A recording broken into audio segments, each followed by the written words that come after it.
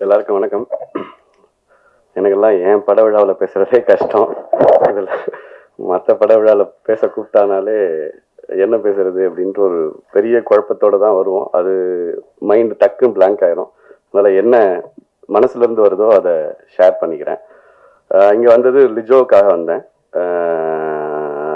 ஏன்னா இப்போவும் லிஜோலாம் சொல்கிறப்போ ஒரு மாதிரி எனக்கு மேடம் ஆயிட்டாங்களா அவங்க அப்படின்ற மாதிரி தான் இருந்தது. சங்கீனியாக தான் இன்னும் என் மைண்டில் எப்பவும் இருப்பாங்க. ஒரு ஒரு அற்புதமான ஒரு ஆர்டிஸ்ட்னு சொல்லலாம். நடிகைன்னு ஒரு ஆக்ட்ரஸ்ன்னு சொல்கிறத விட நான் ஒரு ஆர்டிஸ்ட்னு தான் பார்ப்பேன். ஏன்னா அந்த கேரக்டர் கொடுத்த டெடிகேஷன்லாம் பார்த்துருக்கேன். ஸோ அவங்க தேர்ந்தெடுக்கிற கதாபாத்திரங்கள்லாம் பார்க்குறப்ப எனக்கு ரொம்ப பெருமையாக இருக்கும். ஸோ அந்த வகையில் ஒரு நல்ல டீமோட படத்துக்கு லிஜோ மூலமாக இங்கே வந்த பிறகும் அந்த ட்ரெய்லரை பார்த்த பிறகும் என்னால் உணர முடிஞ்சது. ஸோ இந்த படம் நல்லா வந்தது அப்படிங்கிறதுக்கு எனக்கு 2 ரீசன் இங்கே வந்தவொன்னு அப்சர்வேஷனில் தோணுச்சு. ஒன்று, படத்தில் பணியாற்றினவங்க எல்லாரும் ரொம்ப கம்மியாக பேசுகிறாங்க. அதுவே இந்த படம் நல்லா இருக்கும் அப்படிங்கிறதுக்கு இது. 2வது, ப்ரொடியூசர் சிரிச்சாரு படம்லாம் எடுத்து முடித்த பிறகு. ஸோ அதுவுமே படம் நல்லா வந்திருக்கு அப்படிங்கிறதுக்கான அடையாளம் அப்படின்னு எனக்கு தோணுது.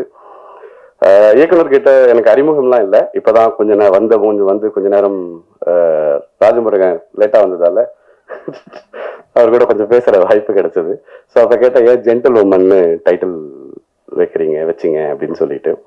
ஏன்னா இப்போ இந்த மாதிரியான விஷயங்கள்ல 2 இருக்கும். ஒன்று பொருள் இருக்கணும், இல்லைன்னா ஒரு அட்டென்ஷன் சீக்கிங் இருக்கணும். இந்த 2 தான் ஒரு மாற்று பார்வைக்கான ஒரு துணியை கொடுக்கறதுக்கான அடிப்படையா இருக்குன்னு எனக்கு தோணுது. ஸோ அந்த அடிப்படையில் ஒரு ரொம்ப அருமையான ஒரு பதில் சொன்னார். ஒரு ஸ்டீரியோ டைப்பை உடைக்கிறது அப்படிங்கிறதுக்காக ஜென்டில்மேன் நம்ம பார்த்துருக்கோம், ஜென்டில் உமன் நம்ம பெண்கள் குறித்து அது ஒரு ஜென்டில் அப்படின்னு லேடிஸ் அண்ட் ஜென்டில்மேன் தானே சொல்றோம். ஒரு லேடிஸாக ரொம்ப காமனாகவும் இதுக்கு மட்டும் ஒரு அழுத்தம் கொடுத்து சொல்றோம் இல்லையா. அந்த ஸ்டீரியோ டைப்பை உடைக்கணும் அப்படின்னு தோணுச்சு அப்படின்ற மாதிரி ஒரு பதில் சொன்னார். 2 பெண்கள் பிரதான கதாபாத்திரமா இருக்கிற கதை அப்படிங்கிற அடிப்படையில். ஸோ இந்த ஒரு ஸ்டீரியோ டைப்பை உடைக்கிறது சமூகத்தில் ரொம்ப ரொம்ப முக்கியமான செயல்னு நான் நினைக்கிறேன். ஏன்னா இங்கே எல்லாமே ஸ்டீரியோ டைப் தான். நம்முடைய வாழ்க்கையே ஸ்டீரியோ டைப்ல தான். இந்த வயசுல நீங்க இது பண்ணணும், இந்த வயசுல இது பண்ணணும், கல்யாணம் பண்ணிக்கணும், இந்த வயசுல குழந்தை பெற்றுக்கணும், இந்த வயசுல இது போகணும், இந்த வயசுல செத்து போகணும் அப்படிங்கிறது வரைக்கும், பிறந்ததுல இருந்து எண்டு வரைக்கும் எல்லாமே ஒரு ஸ்டீரியோ டைப் எலமெண்ட் தான். பத்திரிகையாளராக இருந்தப்போ சில முயற்சிகளை, ஸ்டீரியோ டைப்பை உடைக்கிற முயற்சிகளை செய்யற வாய்ப்பு கிடைச்சிருக்கு. அதுல இந்த தருணத்துல அது ஏன் முக்கியமானது, நம்ம எவ்வளவு முரணா யோசிக்கிறோங்கிறதுக்கான ஒரு அனுபவத்தை பகிர்ந்துக்கணும்னு எனக்கு தோணுது. ஸோ குஷ்பு மேடம் அப்போ கற்பு பத்தி ஏதோ ஒரு விஷயத்த சொல்லிட்டாங்கன்னு சொல்லி தமிழ்நாடே கொந்தளிச்சது, பயங்கரமா கொந்தளிச்சாங்க. கற்பு பத்தி எப்படி அவங்க சொல்லலாம், நம்முடைய கலாச்சாரம் கெட்டு போச்சு, நம்முடைய ஒருவனுக்கு ஒருத்திங்கிற பண்பாடு போயிருச்சு அப்படின்னு அரசியல் கட்சிகள்லாம் அவங்க வீட்டு முன்னால போய் போராட்டம் பண்றது அதெல்லாம் பண்ணாங்க. அப்போ நான் பத்திரிகையாளரா ஒரு கட்டுரை எழுதுனா ரொம்ப கவனம் பெற்றேன். அந்த ஸ்டீரியோ டைப்பை உடைக்கணும்னு எனக்கு தோணுச்சு. அப்பதான் எனக்கு ஒரு புள்ளி வரம் கிடைச்சது. எய்ட்ஸ்ல இந்தியாலேயே 2வது பெரிய ஸ்டேட் அதிகமான ஸ்டேட் தமிழ்நாடு அப்படின்னு.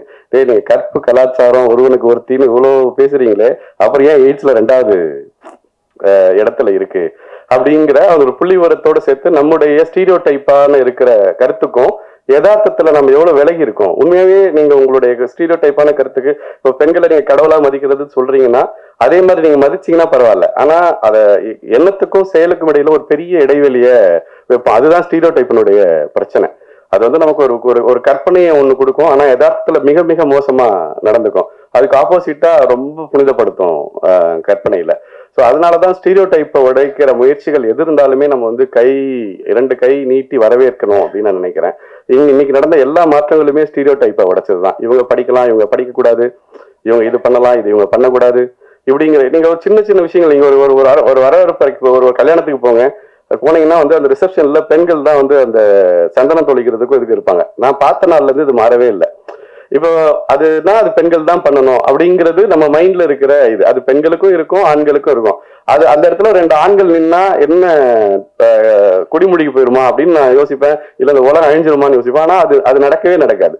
இந்த மாதிரி குட்டி விஷயத்துல இருந்து பெரிய விஷயங்கள் வரைக்கும் ஸ்டீரியோ டைப்லயே நம்ம வாழ்க்கை நடந்துட்டு இருக்கு. அது என்னன்னா நமக்கு புதிய சிந்தனைகளையோ புதிய மாற்றங்களையோ அடையறதுக்கு வாய்ப்பு தராம போயிடும்னு தோணுது. ஸோ அந்த வகையில இன்னைக்கு சிந்திக்கிறதுக்கோ இதுக்கோ வாய்ப்பு தராத ஸ்டீரியோ டைப் விஷயங்களை உடைக்கிற முயற்சியா ஜென்டில் உமன் திரைப்படம் வந்திருக்கிறது அப்படிங்கிறது ரொம்ப மகிழ்ச்சியும் மனநிறைவையும் தருது. அந்த வகையில இயக்குனருக்கும் படக்குழுவினருக்கும் இதுல நடிச்சிருக்கிற எல்லா திறமைசாலிகளுடைய ஒன்று கூடலாம் நான் பாக்குறேன். ஏன்னா இங்க பேசிட்டு இருக்கிற எல்லாருக்கும் ஹரியோட திறமையை பத்தி நிறைய பேசியிருக்காங்க. லிஜோ நல்லா தெரியும், லாஸ்லியா பத்தி பேசின இந்த விஷயங்கள், இப்படி ஒவ்வொருத்தருமே அண்ட் ஒளிப்பதிவாளர் ஆரம்பிச்சு படத்தொகுப்புல ஆரம்பிச்சு டெக்னீஷியன்ஸ், நம்ம ப்ரொடக்ஷன் டிசைனர்ல இருந்து எல்லாருமே வந்து படத்து மேல வச்சிருக்கிற நம்பிக்கை இன்னும் ரொம்ப பாசிட்டிவான விஷயம். ஏன்னா ஒரு படம் முடிச்ச பிறகு அப்படி ஒரு கான்ஃபிடன்ஸ் வரது ஈஸி இல்லை, பயம் தான் வரும் யூஸ்வலா ஒரு படத்தை முடிக்கிற உடனே. ரொம்ப ரொம்ப நம்ம திருப்தியா பண்ணியிருக்கோம் அப்படிங்கிற ஒரு எண்ணம் வர இடத்துலதான் வந்து அந்த ஒரு கான்ஃபிடன்ஸ் வரும். ஸோ இவங்க இங்க இருக்கிற எல்லாரோடையும் இன்ட்ராக்ட் பண்ற வாய்ப்பு கிடைச்சப்போ ரொம்ப ரொம்ப கான்ஃபிடன்ஸோட இருக்காங்க, படம் நல்லா வந்திருக்கு அப்படிங்கிற இடத்துல. அது ரொம்ப முக்கியமானது. ஸோ இது எல்லா வகையிலுமே ஒரு பாசிட்டிவான ஒரு வைபை கொடுக்குது. ஸோ ரீல்ஸ் பார்க்கறதுக்கே டைம் இல்லாத ஒரு காலகட்டத்தில் ரீல்ஸ் பார்த்தாலே போதும் அப்படிங்கிற மனநிலையில இருக்கிற ஒரு சூழல்ல ஸ்டீரியோ டைப்பை உடைக்கிற முயற்சியை மேற்கொண்டிருக்கிற உங்கள் அனைவருக்கும் என் மனப்பூர்வமான வாழ்த்துக்கள். படம் மிகப்பெரிய வெற்றி அடைய வேண்டும் என்று உளமாற வாழ்த்துகிறேன். நன்றி. அனைவருக்கும் வணக்கம். நான் கொஞ்சம் கூட பேசலாம்னு நினைச்சேன். அதுக்குள்ள ஞானவேல் வந்து இந்த படத்தோட சிறப்பே வந்து வேலை செஞ்சவங்க கம்மியா பேசுறதும் ப்ரொடியூசர் சிரிக்கிறதும் சொல்றதுனால நான் குறைச்சிக்கிறேன். ஒரு 20-25 ஆண்டுகளாக இந்த சினிமாவில் வந்து தொடர்ச்சியா வேற வேற தம்பிகளை வந்து நான் சந்திச்சுட்டே இருக்கும் பொழுது சில பேர் இவன் எப்படியா டைரக்டர் ஆயிடுவான் அப்படின்னு தோணும், சில பேர் இவன் கண்டிப்பா டைரக்டர் ஆயே தீருவான் அப்படின்னு தோணும். அப்படி ஆயே தீருவான்னு நான் நினைச்ச தம்பிகளில் ஒருவர் தான் ஜோஸ்வா ஸ்ரீதர், ஜோஸ்வா சேதுராமன்.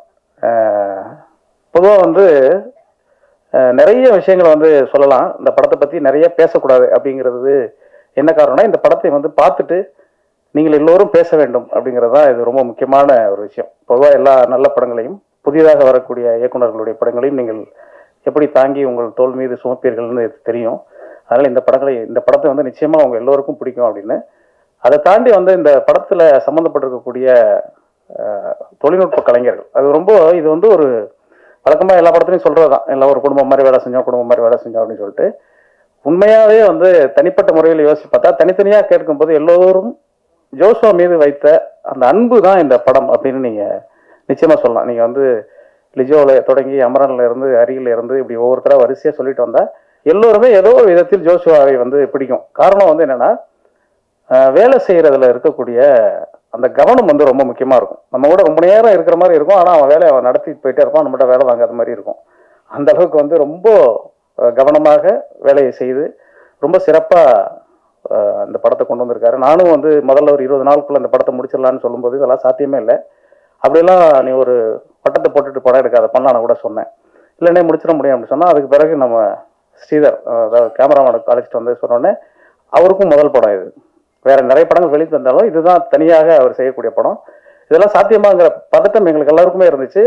அதுக்கப்புறம் அமரன் சார் இப்படி ஒவ்வொருத்தராக வந்து இந்த கை சேர சேர சேர அந்த சுமை எப்படி குறையுமோ அப்படி குறைஞ்சி இந்த படத்தை பார்க்கும்போது ரொம்ப உணர்வுபூர்வமாக மாறிடுச்சு. இந்த படத்தில் வந்து ஒரே ஒரு வசனம் இருக்குது, அந்த வசனத்தை மட்டும் நான் சொல்லலாம்னு நினைக்கிறேன். தொட்டி செடியில் இருந்தாலும் பூத்தால் தானே அழகு அப்படின்னு ஒரு வரி இருக்குது. பெரிய படமோ சின்ன படமோ வெற்றி அடைந்தால் தான் அழகு. நிச்சயமாக இந்த படம் வெற்றி அடையும் நம்புகிறேன். வாழ்த்துக்கள் ஜோஸ்வா.